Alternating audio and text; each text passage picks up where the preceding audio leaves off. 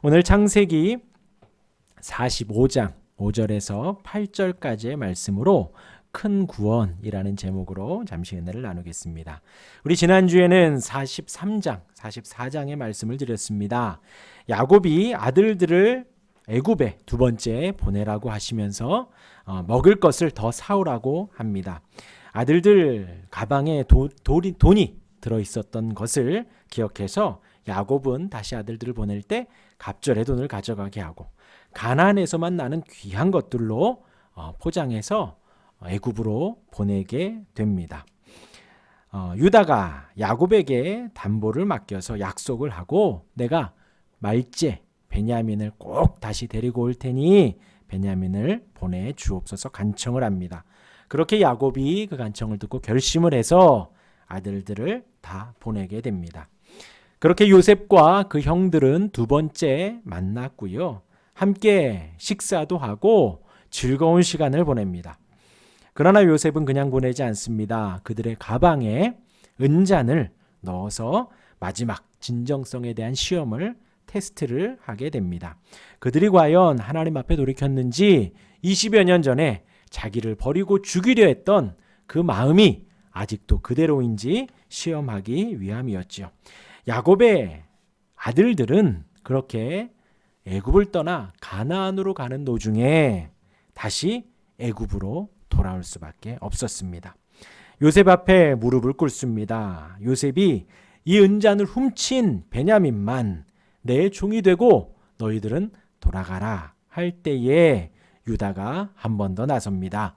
눈물을 흘리며 아버지와 자기가 약속한 것을 또 아버지의 상태에 대해서 이야기를 하고 베냐민이 돌아가지 않으면 아버지가 죽을 수도 있습니다. 간청하니 베냐민 대신 내가 담보가 되어서 이 자리에 남고 베냐민은 집으로 보내주십시오. 그렇게 44장이 마무리가 되었습니다. 오늘 본문은 유다의 이런 고백을 들은 요셉이 우는 장면으로 45장이 시작을 합니다. 1절에 보면 요셉이 시종하는 자들 앞에서 그 정을 억제하지 못하여 소리질러라고 합니다. 요셉이 울며 형들에게 자신이 요셉이라고 밝힙니다. 정확하게 말합니다. 당신들이 애굽에 판 요셉. 어리둥절 정신없는 형들에게 안심하라 하시고는 하나님이 나를 이곳에 보내셨다고 합니다. 야곱이 아버지 야곱의 안부도 묻습니다. 11절에 흉년이 아직 5해가 있으니 내가 거기서 아버지를 봉양하리이다 라고 하며 내가 요셉이고 형들이 이제 돌아가서 아직도 흉년이 더 남았으니 야곱과 우리 모든 가족이 애굽으로 들어오는 것이 맞다. 그리고 내가 이곳에서 아버지를 봉양하겠다라고 한 것입니다. 그리고 이어서 베냐민과 요셉이 목을 안고 웁니다. 왜? 한 배 라헬에서 난 자기 동생이니까요. 더 각별한 거예요. 베냐민을 안고 웁니다. 형들과도 입맞추며 안고 울고 그제서야 형들이 정신을 차려 요셉과 대화를 합니다. 이 소식이 바로에게까지 들어가서 바로는 애굽의 모든 좋은 것으로 요셉의 가족을 대접하고 수레를 가져가서 요셉의 아버지를 모셔오라고 제안을 합니다. 형들은 애굽을 떠나 가나안으로 가고 아버지를 만나 이러한 이야기를 쭉 하고 야곱은 어리둥절하다가 수레까지 딸려온 것을 보고 이들이 지금 참말을 하는구나. 내 아들 요셉이 살아 있구나. 안심을 하게 됩니다. 이렇게 45장의 말씀 속에서 우린 두 가지를 생각해 볼 수 있습니다. 오늘 말씀의 제목이 뭐라고요? 네, 큰 구원입니다. 요셉이 하나님으로부터 구원을 받았습니다. 어떤 구원인지 제가 말씀을 드리고요. 또 요셉이 이 큰 구원이라는 단어를 쓰면서 이제 앞으로 어떤 구원이 있을지를 말을 한 것입니다. 오늘 7절 말씀에 하나님이 큰 구원으로 당신들의 생명을 보존하고 당신들의 후손을 세상에 두시려고 나를 당신들보다 먼저 보내셨나니 라고 합니다. 요셉은 정확하게 말합니다. 나를 이리로 보낸 이는 당신들이 아니요 하나님이시라. 큰 구원의 첫 번째는 하나님께서 요셉을 구원하셨다는 것입니다. 우리는 요셉을 노예에서 총리로 등극한 인생 역전의 상징으로 그냥 단순히 볼 수가 있습니다. 하나님께서 요셉을 구원하심은 단지 노예에서 총리로 혹은 자기를 죽이려고 했던 형들 앞에서 지금 큰 소리 치는 그 모습만으로만 성경을 우리가 이해한다면 아주 조금만 본 것입니다. 하나님께서 요셉을 어떻게 구원하셨는지 지금 이 상황을 두고 요셉이 큰 구원이라고 한 것이 무엇 때문인지 말씀을 드리겠습니다. 형들에 의해서 요셉은 죽을 뻔하였습니다. 채색옷이 벌거벗겨지고 구덩이에 갇혔지요. 성경은 그 구덩이에 물도 없었다라고 합니다. 곧 진짜로 형들이 죽이려고 했던 거예요. 그러나 마음을 돌이켜서 노예로 애굽에 팔게 됩니다. 그곳에서 성실하게 업무를 보지만 누명을 쓰고 감옥살이를 합니다. 그곳에서도 성실하게 감옥살이를 하지만 술 맡은 자, 떡 맡은 자의 꿈을 풀어주며 그들의 꿈을 해석해 주는데 그 은혜를 기억 못해서 또 2년을 더 머무르게 됩니다. 세상에 안 좋은 일들은 다 겪고 있습니다. 고생하다가 이제 오늘 읽은 이 말씀에서 총리가 된 거예요. 그런데 성경은 요셉을 향해서 하나님이 함께 하시는 형통한 사람이라고 하는 것입니다. 그러니까 우리가 제가 말씀드린 요 부분만 보면 단순히 열심히 살고 성실히 살고 정직하게 사니까 하나님이 인생을 역전시켜 주시고 총리까지도 세우셨다. 정말 높은 자리이긴 합니다. 왜냐하면 애굽이라는 나라가 당시에 초강대국이었고 그곳에서 바로 밑에 바로 총리였으니까 큰 힘을 갖게 된 것이지요. 하나님께서 함께 하셔서 이렇게 되었다라고 하면 조금만 아는 거예요. 그 구원이 무엇일까요? 지금 요셉은 20년 전 자신을 배신하고 죽이려 했던 원수를 앞에 두고 있는 거예요. 요셉이 마음만 먹으면 자신의 손으로 그리고 자신의 손을 대지도 않고 한마디만 한다면 형들을 가둘 수 있습니다. 또 고향에 있는 가족들 70여 명의 가족들도 다 전멸시킬 수 있는 막강한 힘을 가지고 있었습니다. 내 앞에 머리 숙인 그 무기력한 원수들을 보고 요셉은 오늘 45장 5절 말씀에 당신들이 나를 이곳에 팔았다고 해서 근심하지 마소서.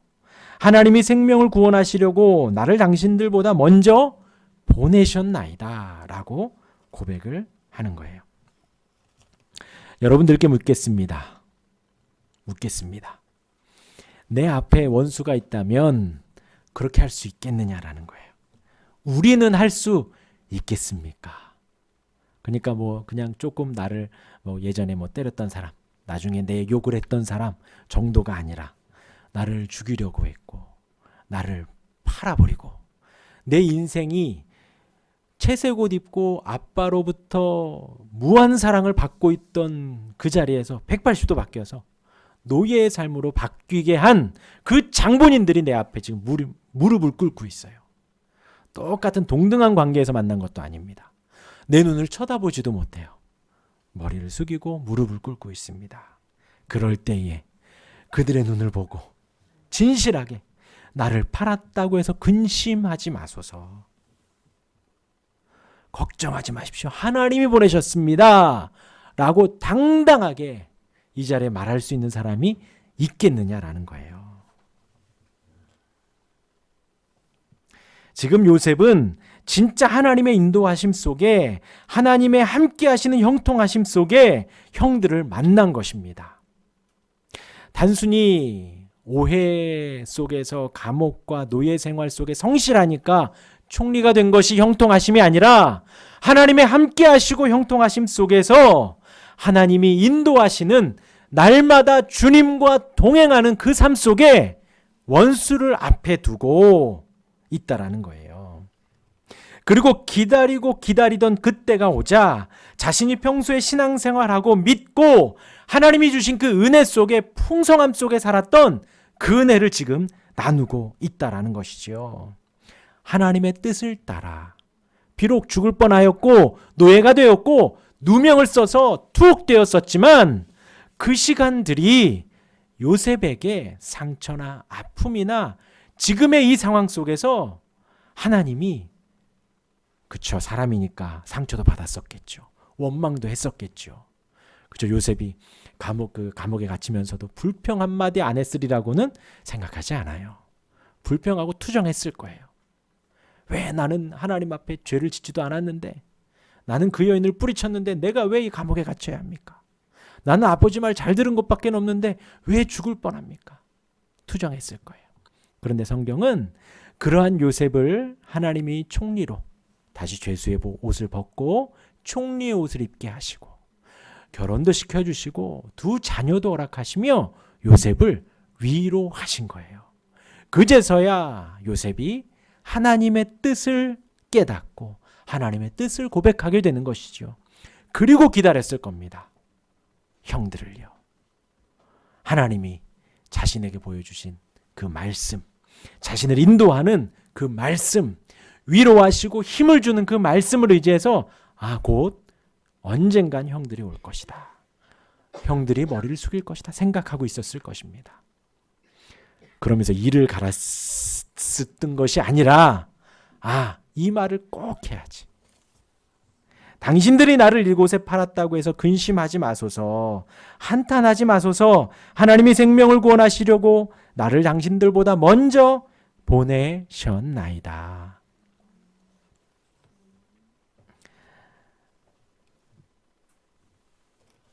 하나님은 요셉을 진심으로 큰 구원으로 인도하신 거예요. 원수도 용서하고 자신을 사지로 몰았던 죽이려고 했던 형들을 용납해 주시는 큰 구원을 맛보았다는 것입니다. 형제를 사랑하는 것이지요. 곧 하나님은 요셉의 인생을, 그 심령을, 그 영혼을 진정 구원하신 것입니다. 그러기에 요셉이 버틸 수 있고 형들을 만나도 흥분하지 않고 차분하게 대처를 할 수 있었던 것이지요. 그것이 구원이라는 거예요. 요즘 요한일서 말씀을 보고 있습니다. 요한일서 3장 1절에 보면요.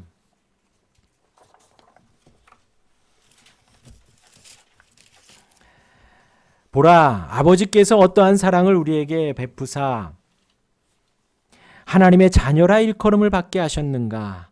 우리가 그러하도다. 그러므로 세상이 우리를 알지 못함은 그를 알지 못함이라. 하나님의 백성들은 하나님의 큰 사랑을 받았다고 합니다. 놀라운 사랑을 받았다고 해요. 주님을 향해서 소망을 가지고 있고 천국을 바라보고 있고 하나님과 교제하고 이 시간 예배하는 우리는 하나님의 그 어떠한 사랑, 놀라운 사랑을 받았다고 합니다. 그리고 그런 사람은 거룩한 주님을 따라 깨끗하게 살아간다고 요한일서는 계속해서 말합니다. 그런 하나님의 사람들은 죄를 짓지 않으려고 노력합니다. 하나님의 은혜를 받았고 하나님의 인도하심을 받고 하나님으로부터 났기 때문이다. 하나님의 씨가 그 안에 있기 때문에 거룩하게 살아간다라는 것이 이하의 요한일서 3장 1절 이하의 말씀이에요. 이어서 11절의 말씀은 우리는 서로 사랑할지니 이는 너희가 처음부터 들은 소식이라 라고 증거합니다. 그러면서 가인같이 하지 말라. 악한 자에게 속하여 그 아우를 죽였으니 어떤 이유로 죽였느냐. 자기의 행위는 악하고 그의 아우의 행위는 의로움이라. 그와 같이 자기 형제를 미워하거나 싫어하지 말라는 거예요. 형제를 사랑하라는 것입니다.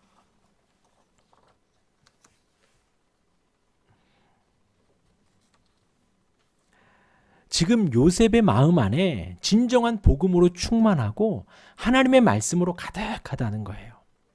그러하니 앞에 원수가 무릎을 꿇고 원수가 머리를 숙여도 그를 용납해 줄 수 있고 진정 사랑해 줄 수가 있었던 것입니다. 자신을 감옥에 갇히고 죽이려고 했던 것이 여기에 있는 원수가 아니라 형들이 아니라 오늘까지 인도하신 분이 하나님이시라는 것을 정확하게 알고 있으면서 우리가 잘 아는 예수를 믿으면 천국에 갑니다.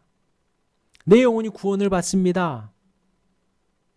그 구원의 은혜가 단순히 우리 눈에 보이지 않는 영혼이 저 천국으로 가고 우리가 죽으면 하나님 나라에 가는 것, 그것뿐만이 아니라 요셉의 삶 속에 원수를 용납하고 원수를 사랑하는 것까지가 우리의 인생에 주님이 주시는 큰 구원이라는 것입니다.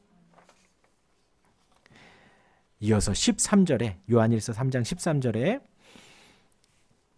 말씀이 또 나옵니다. 형제들아, 세상이 너희를 미워하여도 이상히 여기지 말라. 이상히 여기지 말라. 우리는 형제를 사랑함으로 사망에서 옮겨 생명으로 들어간 줄을 알거니와 사랑하지 아니하는 자는 사망에 머물러 있느니라. 요셉이 그 형들을 용납한 이유를 알겠죠. 그것이 신앙생활인 거예요.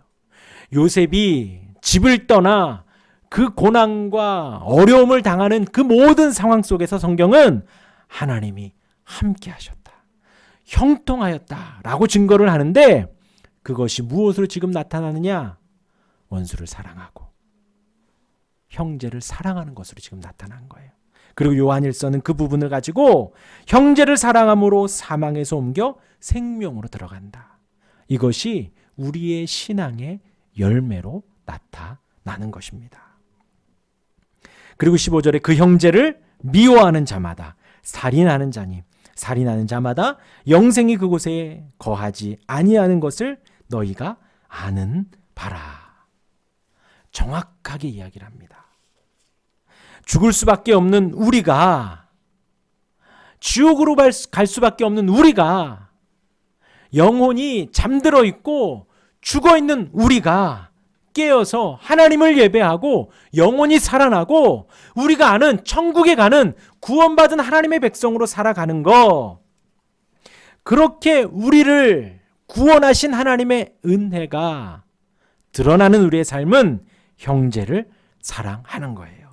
우리가 구원받은 증거로 이것을 알 수 있다는 거예요. 형제를 사랑하는 것으로 우리가 구원받은 증거를 삼을 수 있다라는 것입니다. 그리고 16절에 더 중요한 말씀을 하십니다. 그가 우리를 위하여 목숨을 버리셨으니 우리가 이로써 사랑을 알고 우리도 형제들을 위하여 목숨을 버리는 것이 마땅하니라. 지금 요한이 2000년 전에 썼던 말씀이지만 이 말씀은 그 전에 요셉도 알고 있는 복음의 말씀이고요. 2000년 후인 지금 우리가 나누는 이 시간에도 하나님의 말씀인 거예요. 우리가 원수를 사랑하고 나를 미워하는 사람을 용납하고 우리가 손해보고 남들이 우리를 미워하는 것들을 이해하면서 살아갈 수 있는 거, 왜 그러느냐? 그가 우리를 위하여 목숨을 버리셨기 때문입니다. 여기서 그는 그가 아니죠. 여기서 그는 하나님이십니다. 예수님이셔요. 우리 주님이 날 위하여 먼저 목숨을 버리셨기 때문에, 그 사랑을 그렇게 보여주셨기 때문에 우리 또한도 형제를 목숨을 버려 사랑할 수 있고, 형제를 버려 우리의 손해를 감수하고 용납하고 사랑할 수가 있는 것입니다. 그리고 17절도 보면요, 이렇습니다. 누가 이 세상의 재물을 가지고 형제의 궁핍함을 보고도 도와줄 마음을 닫으면 하나님의 사랑이 어찌 그 속에 거하겠느냐. 또 요한은 더 구체적으로 이야기를 합니다. 나는 조금 더 여유가 있어요. 그러면 궁핍한 자를 도와줄 수 있다라는 거예요. 그리고 18절에 자녀들아, 우리가 말과 혀로만 사랑하지 말고 행함과 진실함으로 하자. 도망갈 수가 없습니다, 말씀에. 우리가 원수를 사랑하는 데 있어서 사실 요셉이 처한 상황을 겪으실 수도 있고 안 겪으실 수도 있어요. 혹은 요셉과 같은 일은 안 겪었지만 우리 인생의 원수는 꼭 있습니다. 미워하는 자는 있어요. 내가 그 사람을 사랑해야지. 내가 한번 용서해줘야지. 나한테 용서를 구하러 오면 내가 받아줘야지. 이런 추상적인 생각을 할 수 있습니다. 근데 요한은 더 구체적으로 말하는 거예요. 너 조금 더 여유 있으면 힘든 사람 도와줘라. 그리고 말과 혀로만 하지 말고 행함과 진실함으로 해라. 자, 나중에 우리가 물에 빠졌을 때 입만 동동 뜨면 안 되겠죠. 우리들끼리 하는 말이에요. 우리들끼리. 입만 동동 뜨면 안 되겠죠. 말과 혀로만 하지 말고 우리의 행함과 진실함으로 하라는 거예요. 그리고 19절의 마지막, 이로써 우리가 진리에 속한 줄을 알고 또 우리 마음을 주 앞에서 굳세게 하리니. 우리가 진리에 속한 줄을 그로써 아는 거예요. 행함으로 아는 거예요. 구제하고 선교하고 도와주고 그리고 용납해주고 사랑해주고 용서해주는 것으로 우리가 복음 안에 있고 우리가 주님을 믿고 우리가 하나님의 사람이고 하나님의 자녀인 것을 그로써 알 수 있다라는 것입니다. 요셉이 그 구원을 받은 거예요. 그렇죠? 그 전까지는 요셉의 마음에 상처도 있고 힘든 일도 있었을 거예요. 그런데 지금 형들에게 고백하는 이 시간만큼은 요셉은 말씀으로 충만하고 은혜로 충만하고 정말 마음에 형들 괜찮아요. 안심하세요 하는 거예요. 이를 부득부득 깔면서 괜찮다고요. 이게 아니라 정말 괜찮습니다, 형들. 나를 보내신 분은 하나님이십니다. 라고 지금 형들을 용납해 주시는 거예요. 그리고 성경은 그것이 하나님이 요셉에게 주신 큰 구원이라고 말을 하는 것입니다. 그 구원을 우리 또한 누리기를 바랍니다. 절대로 단순히 나는 예수님 고백하니까 나는 구원받았어 라고 생각하지 마시고 나의 인생의 전반 속에서 나의 입술과 나의 마음이 원수까지도 용납해주는 포용할 수 있는 넓은 마음, 그런 마음을 가질 수 있도록 그러한 큰 구원이 요셉에게 주어진 것처럼 나에게도 주어지게 하옵소서, 나에게도 허락하옵소서 기도할 수 있는 저와 여러분들이 되기를 바랍니다. 그 큰 구원의 은혜가 충만하시길 바랍니다. 그리고 큰 구원의 두 번째는 오늘 7절 말씀 다시 한번 읽어보겠습니다. 창세기 45장 7절 말씀 같이 읽어보겠습니다. 하나님이 큰 구원으로 당신들의 생명을 보존하고 당신들의 후손을 세상에 두시려고 나를 당신들보다 먼저 보내셨나니. 지금 요셉이 큰 구원을 받았습니다. 그리고 지금 형들 앞에서 무엇이라고 하느냐? 큰 구원으로 당신들의 생명을 보존하고, 형들, 여기 앉아있는 형들의 생명을 보존하려고 하나님 큰 구원을 주셨다. 근데 여기까지만 한다면 근데 그 다음 구절이 당신들의 후손을 세상에 두시려고 나를 당신들보다 먼저 보내셨습니다. 야곱 가족이 극심한 기근에도 불구하고 목숨을 부지할 것이라는 어떤 단순히 지금 야곱의 형들과 그냥 그 70명 정도만 살리기 위해서 하나님이 보내신 것이 아니라는 거예요. 장차 야곱의 후손들 그리고 그 후손으로 말미암아 오실 그리스도까지도 생각을 하며 주님이 남겨두셨다는 거예요. 그래서 후손이라고 번역된 이 말은 히브리 말로 쇠리트라고 합니다. 그리고 여기 미국에서 오신 분이 계시니까 영어 NIV 성경에 보면 어제 연습을 많이 했는데 Preserve for you a remnant on earth. 한 10번 읽었는데요. 어떻게 잘 전달이 됐는지 모르겠습니다. 하나님께서 남겨두셨다는 거예요. 렘넌트. 제가 이 단어를 안 쓰려고 그랬어요. 2단에서 쓰는 단어거든요. 렘넌트. 그러니까 좋은 단어는 이단들이 다 써요. 새하늘과 새 땅, 하나님의 교회. 아무튼 이 렘넌트, 이 남은 자라는 것이 하나님께서 어떠한 환난과 어려움 속에서도 멸망당하지 않고 이스라엘의 민족적 존재를 유지시켜 주는 거예요. 이스라엘 백성들을 이렇게 보호해 주시고 남겨 두신다는 것입니다. 그리고 거기에서 그리스도의 족보가, 계보가 계속해서 이어지는 것이지요. 하나님의 백성들을 가리킵니다. 이 구약에서 이 남은 자 사상이 하나님의 백성을 보호하시는 큰 맥으로 또 있습니다. 그리고 요셉이 그 단어를 제일 먼저 쓴 거예요. 하나님께서 남겨두신 것입니다. 즉 요셉은 하나님의 뜻을 정확하게 알고 있었던 거예요. 그러니까 야곱에게서 배운 아브라함과 이삭과 야곱을 이어서 요셉은 하나님 그 말씀을 알고 이 이스라엘 백성들이 가나안에 있어야 하고 본인이 이제 이룰 그 대업이 어떠한 것인지 그냥 단순히 가족들 그 흉년 동안에 먹고 살 요량으로 자기를 남겨둔 것이 아니라는 거예요.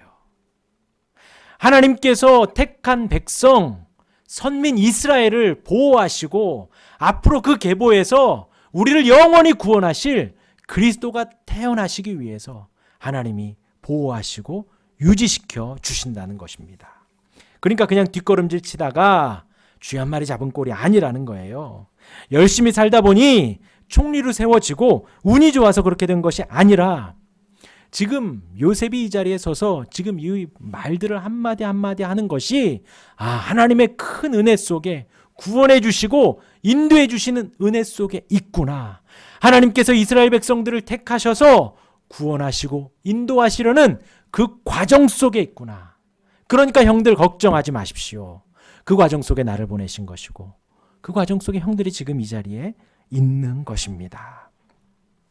그리고 이 남은 자 사상은 거룩한 성도, 곧 신약에서 교회, 우리들까지도 남겨져 있는 거예요. 그리스도가 피로 사신 교회의 구성원인 저와 여러분들, 우리 성도는 어떠한 상황 속에서도 결코 멸망당하지 않습니다. 요한복음 6장 37절에 보면요. 아버지께서 내게 주신 자는 다 내게로 올 것이요. 내게 오는 자는 내가 결코 내쫓지 아니하리라 라고 하였습니다. 구원에서의 핵심은 우리의 의로움이 아니에요. 우리의 행위가 아니라 하나님의 주권과 하나님의 택함과 하나님의 부르심입니다. 곧 하나님 아버지께서 택하셔서 지금 이 구절 제가 방금 읽어드린 아버지께서 내게 주시는 자는 내가 결코 내쫓지 아니하리라. 지금 이 말은 예수님이 하신 말씀이에요. 하나님이 택하시고 하나님이 부르신 자를 예수님이 결코 내쫓지 않는다는 것입니다. 그리고 이어서 38절에 내가 하늘에서 내려온 것은 내 뜻을 행하려 함이 아니요 나를 보내신 이의 뜻을 행하려 함이라. 나를 보내신 이의 뜻은 무엇이냐? 내게 주신 자 중에서 내가 하나도 잃어버리지 아니하고 마지막 날에 다시 살리는 이것이니라. 주님이 보호해 주시고 주님이 남겨두시고 주님이 인도해 주신다는 거예요.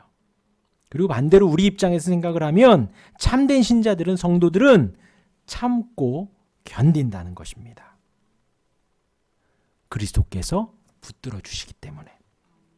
하나님께서 하나님의 택한 백성들을 지키기 위해서 요셉을 보내시고 요셉으로 그 일을 충분히 감당할 수 있도록 믿음으로 인도하시고 하나님의 함께 하심으로, 형통케 하심으로 인도해 주신 거예요.